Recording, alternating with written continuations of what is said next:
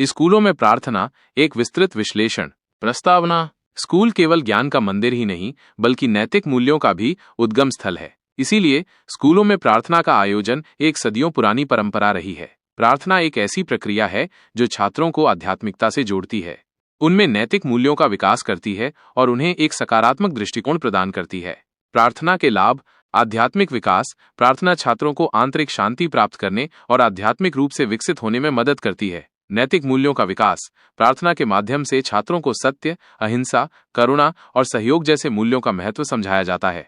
सकारात्मक दृष्टिकोण। प्रार्थना छात्रों को सकारात्मक दृष्टिकोण अपनाने और जीवन की चुनौतियों का सामना करने की शक्ति प्रदान करती है। समाज सेवा की भावना। प्रार्थना छात्रों में समाज सेवा की भावना को जागृत करती है और उन्हें दूसरों की मदद करने के लिए प्रेरित करती है। एकता और भाईचारे की भावना।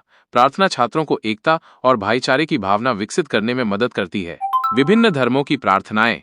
भारत एक बहुसांस्कृतिक देश है जहां विभिन्न धर्मों के लोग रहते हैं, इसलिए स्कूलों में सभी धर्मों की प्रार्थनाओं को शामिल करना आवश्यक है। इससे छात्रों को विभिन्न धर्मों के बारे में समझने और आपसी सम्मान विकसित करने का अवसर मिलता है। आधुनिक समय में प्रार्थना की प्रासंगिकता।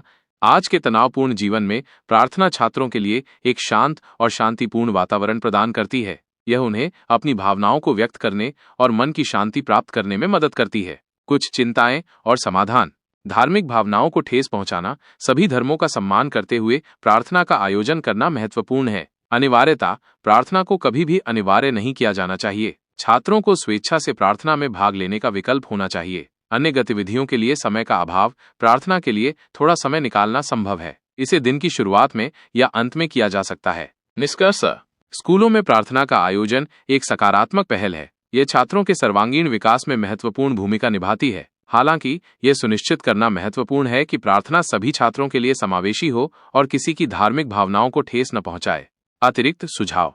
स्कूलों में धर्मनिरपेक्ष प्रार्थनाओं का आयोजन किया जा सकता है जो सभी धर्मों के मूल्यों को शामिल करती हैं। छात्रों को प्रार्थना के महत्व के बारे में शिक्षित किया जाना चाहिए। प्रार्थना के दौरान शांत और शांतिपूर्ण वातावरण बनाए रखना चाहिए। प्रार्थना के बाद छात्रों के साथ चर्चा की जा सकती है ताकि वे अपने विचारों को साझा कर सकें। निष्कर्ष। स्कूलों में प्रार्थना का आयोजन एक ऐसी परंपरा है जिसे बनाए रखना चाहिए। ये छात्रों को एक बेहतर इंसान बनने में मदद करती है। ये ध्यान रखना महत्वपूर्ण है कि ये सिर्फ एक उदाहरण है और आप अपनी आवश्यकताओं के अनुसार इसे और अधिक विस्तृत कर सकते हैं। कृपया ध्यान